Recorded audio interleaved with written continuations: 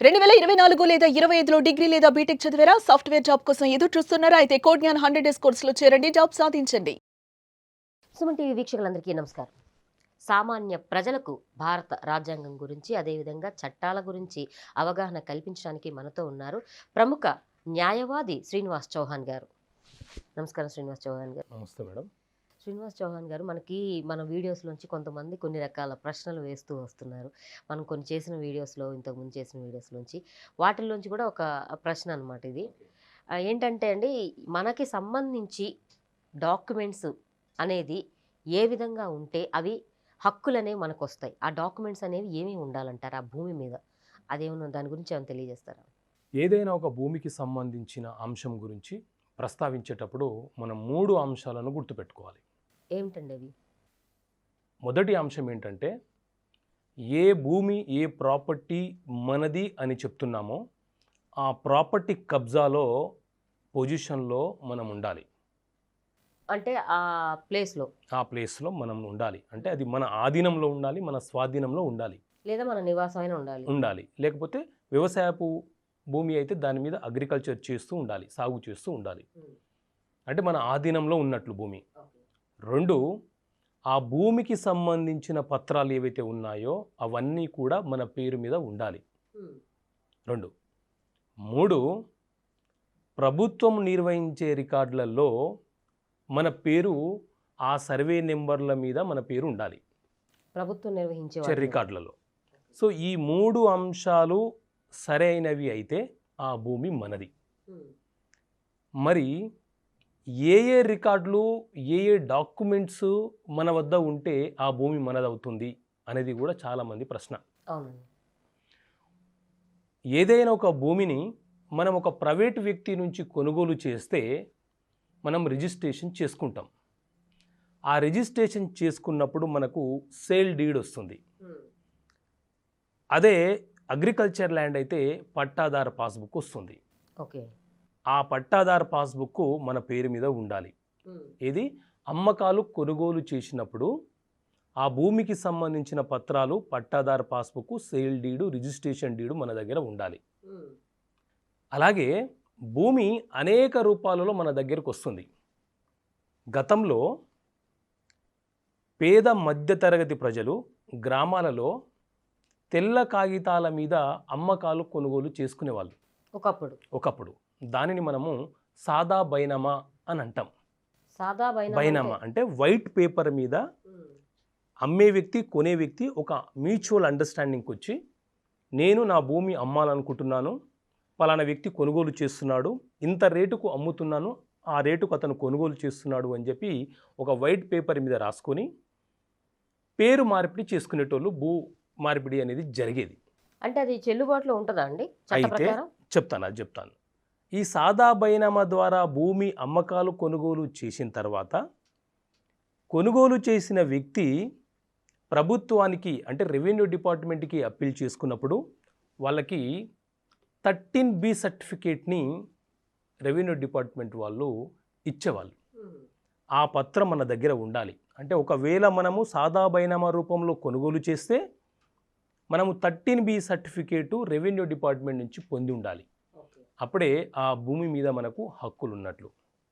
ఓకేనా madam? Okay. అలాగే గతంలో అంటే 1956 కంటే ముందు రాష్ట్రాలలో భూస్వాములు, పెత్తందారులు, జమీందారులు ఉండేవాళ్ళు. వీళ్ళ దగ్గర కొంతమంది కుల వృత్తులుగా పనిచేస్తున్న వాళ్ళు వారికి సేవ చేయడానికి ఉండేవారు. చాలామంది ఉండేవారు. సేవ చేసినందుకు గాను వాళ్ళు వీరికి కొంత భూమిని ఇనాంగా ఇచ్చారు, అంటే బహుమతిగా ఇచ్చారు. ఇనాం భూములు అంటే అవేనండి? ఇనాం భూములు అంటే బహుమతిగా ఇచ్చిన భూములు. ఆ భూములకు సంబంధించి ఈ ఇనాంగా పొందిన వ్యక్తి ఎవరైతే ఉన్నారో అతను రెవెన్యూ డిపార్ట్మెంట్ నుంచి occupancy right certificate, ORC certificate పొంది ఉంటే ఆ భూమి మీద అతనికి పూర్తి హక్కులు ఉంటాయి. అలాగే ప్రభుత్వము పేద మధ్యతరగతి వర్గాలకు కొంత భూమిని సాగు చేసుకొని జీవన ఆధారం కోసం భూములను ఇచ్చింది, వ్యవసాయ భూములను ప్రజలకు ఇచ్చింది. ఓకే. వాటిని మనము అసైన్మెంట్ ల్యాండ్స్ అని అంటాం. ఆ భూములు ఇస్తూ ఆ భూముల మీద మనకు హక్కులు కల్పించడానికి లావణి పట్టా, డీకేటి పట్టా అనే కొన్ని పట్టాలను కూడా ఇవ్వడం జరిగింది. అంటే ప్రభుత్వం మనకిచ్చిన భూమి మీద మనకు హక్కులున్నాయని మనం చెప్పుకోవడానికి ప్రభుత్వం ఇచ్చినటువంటి పట్టాని మనం లావణి పట్టా, డీకేటి పట్టా, డీఫామ్ పట్టా అని అంటుంటాం. అంటే ప్రభుత్వం ఇచ్చే భూములకి ఈ పేర్లు అన్ని ఈ పేర్లు అంటే ఆ పట్టా ఏదైతే డాక్యుమెంట్ ఇస్తుందో వాటికి ఈ పేరు అనమాట. అంటే కొనుగోలు చేసినందుకు రిజిస్ట్రేషన్ ఉంటుంది. సాదా బైనామా రూపంలో భూమి తీసుకుంటే మనకు 13B సర్టిఫికేట్ ఉంటుంది. ఒకవేళ ఈనాం భూముల మీద హక్కులు కావాలనుకుంటే ఓఆర్సీ సర్టిఫికేట్ తీసుకోవాలి. ఇలా అనేక రకాలుగా అదే కౌలుదారులు ఉంటారు.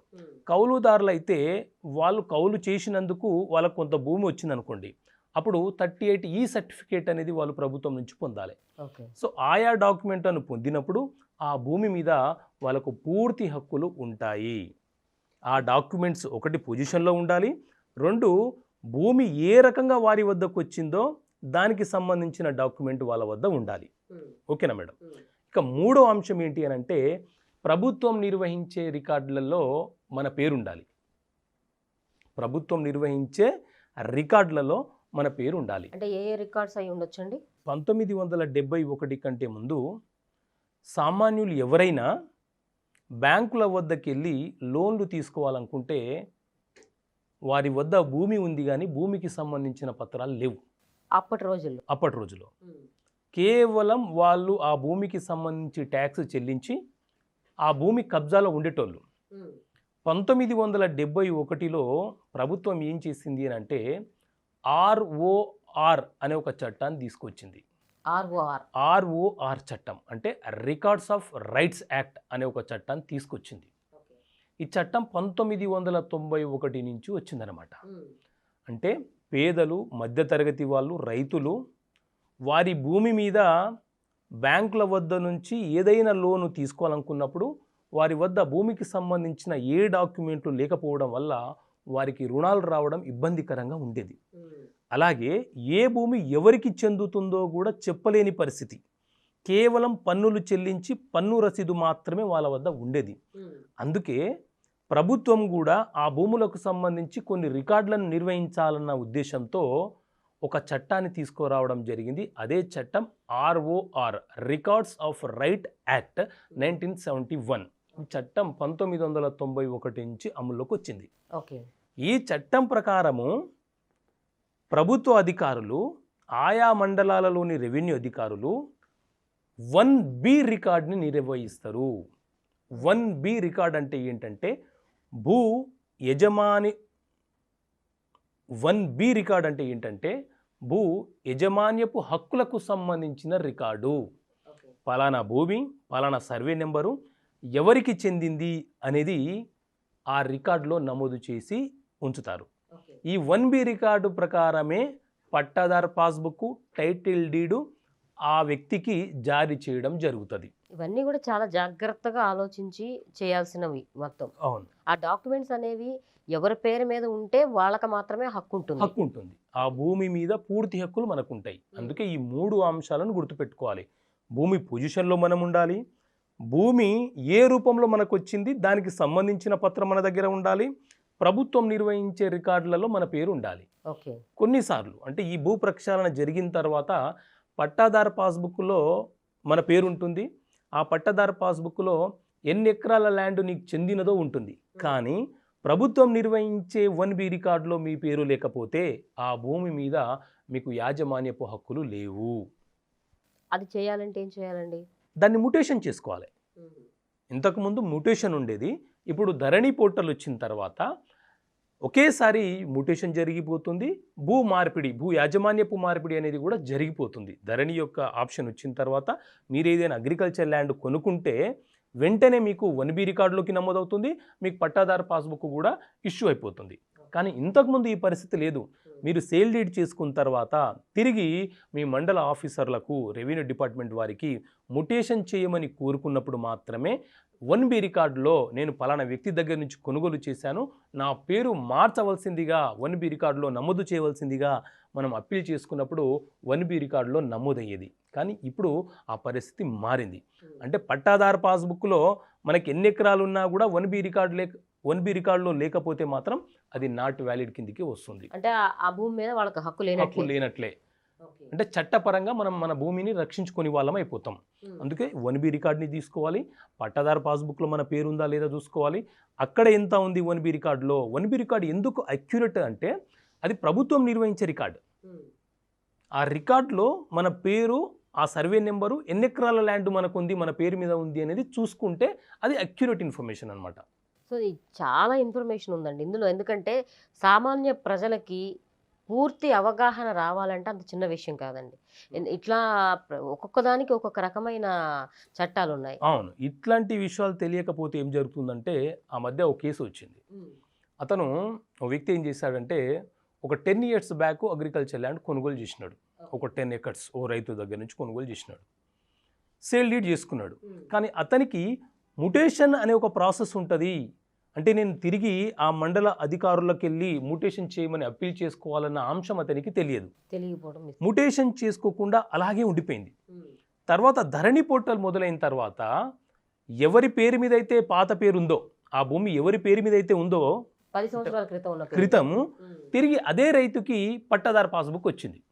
ఓ ఎందుకంటే ఇక్కడ 1B రికార్డులో కొనుగోలు చేసిన వ్యక్తి తన యాజమాన్యపు హక్కులను అతని పేరుని మార్చుకోలేదు కాబట్టి 1B రికార్డుల ప్రకారము పట్టాదారు పాస్బుక్ ఆ పాత రైతుకే రావడం జరిగింది. ఇప్పుడు కొనుగోలు చేసిన వ్యక్తి నష్టపోయాడు.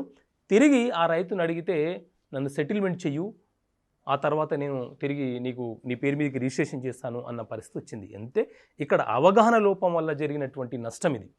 అతను కొనుగోలు చేసిన వెంటనే ముటేషన్ ప్రాసెస్ చేసుకొని ఉంటే అతను ఈ నష్టంలోకి వెళ్ళేవాడు కాదు. ఎంత చిన్న అంశం అనేది మిస్ అవ్వడం వల్ల అటు డబ్బు లాస్ అయ్యారు, ఫ్యూచర్లో ఆ ల్యాండ్ మిస్ అయ్యారు.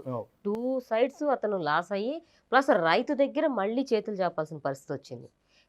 అలా కాకుండా ముందు అనేది ఎంతో కొంత ఈ భూమి కొనేటప్పుడు కానీ అమ్మేటప్పుడు కానీ ఏమేమి చట్టాలు ఉంటాయి, అవి ఏ పరిధుల్లో ఉంటాయి, అదేవిధంగా ఎలాంటిది కొంటే వాళ్ళకి మంచిది, ఇవన్నీ కూడా అవగాహన అనేది ఉండాలి, తెలుసుకోవాలి. ఇప్పుడు మనకు అగ్రికల్చర్ ల్యాండ్ ట్రాన్సాక్షన్స్ వేరే ఉంటాయి, నాన్ అగ్రికల్చర్ ల్యాండ్ ట్రాన్సాక్షన్స్ వేరే ఉంటాయి. ఈ రెండింటి మధ్య వ్యత్యాసం ఏంటి, ఏ భూమిని కొనుగోలు చేస్తే మనం ఏ ప్రాసెస్ ప్రకారం ట్రాన్సాక్షన్ చేసుకోవాలి అన్న అంశం మనకు అవగాహన ఉండాలి. అప్పుడు మాత్రమే మనము ఆ పేరు మార్పిడి కానీ, భూ యాజమాన్యపు పేరు మార్పిడి కానీ, హక్కులను కానీ పొందగలుగుతాం. లేకపోతే భవిష్యత్తులో నష్టపోయే ప్రమాదం ఉంటుంది. ఖచ్చితంగా అండి. ఇప్పుడు మీరు చెప్పిన అంశమే చూస్తే అటు భూమి నష్టపోయారు, ఇటు మనీ నష్టపోయారు. 10 years పాటు అది తెలియకపోవడం వల్ల ఫ్యూచర్లో వాళ్ళకి సంబంధించిందంతా కూడా నష్టపోయినట్లే. ఇలా జరుగుతుంది. కొన్నిసార్లు వారసత్వ భూములు ఉంటాయి, అంటే 4 fathers నుంచి వచ్చే భూములు ఉంటాయి. ఆ భూములు పార్టీషన్ కాకుండానే అమ్మే అవకాశాలు ఉంటాయి. అంటే ఒక 3 అన్నదమ్ములు ఉన్నారనుకోండి, ఇద్దరికి ఇష్టం లేదు, వీరికి తెలియకుండా అంటే ఇంకో బ్రదర్ ఏం చేస్తున్నాడంటే అమ్మే ప్రయత్నం చేసి అమ్మేశాడు అనుకోండి, కొన్న వ్యక్తి నష్టపోతాడు. ఎందుకు అని అంటే ఇది వారసత్వంగా వచ్చే ప్రాపర్టీ కాబట్టి 3 అన్నదమ్ములకి కూడా సమాన హక్కులు ఉంటాయి, అవకాశాలు ఉంటాయి. వారు రేపు పార్టీషన్ సూట్ కింద కోర్టుకి వెళ్తే ఈ సేల్ డీడ్ అనేది క్యాన్సిల్ అయ్యే అవకాశం ఉంటుంది. ఓకే. సో ఇట్లా భూమి ఏదైనా కొనుగోలు చేస్తున్నప్పుడు దాని క్లాసిఫికేషన్ కూడా తెలుసుకోవాలి. ఆ భూమి ఏంటి, వారసత్వంగా వచ్చిందా, అమ్మే వ్యక్తి కొనుగోలు చేసిందా, అది ప్రభుత్వం ఇచ్చిన భూమా. సో ఈ రకంగా అన్ని అంశాలను పరిగణనలోకి తీసుకొని మాత్రమే ఆ భూమి కొనుగోలు చేయాలా వద్దా అనేది నిర్ధారణ చేసుకొని ముందుకు అడుగు వేయాలి. థ్యాంక్ యూ అండి, థ్యాంక్ యూ సో మచ్. చాలా మంచి ఇన్ఫర్మేషన్ అనేది ఇచ్చారండి. Thank you so much. ఇదండి, ఏదైనా భూమిని కొనేటప్పుడు కానీ అమ్మేటప్పుడు కానీ ఎటువంటి జాగ్రత్తలు తీసుకోవాలో, ఏ ఏ చట్టాల పరిధిలోకి వస్తాయో, అదేవిధంగా డాక్యుమెంట్స్ అనేవి ఏవైతే మన దగ్గర ఉంటాయో, ఎవరైతే హక్కుదారులు, ఇవన్నీ కూడా క్లియర్గా మనకి వారు ఎక్స్ప్లెయిన్ చేశారు కదా. ఈ వీడియో కూడా మీకు నచ్చుతుందని ఆశిస్తూ మళ్ళీ చట్టాలకు సంబంధించిన అంశాలతో మీ ముందుంటాను. నమస్తే.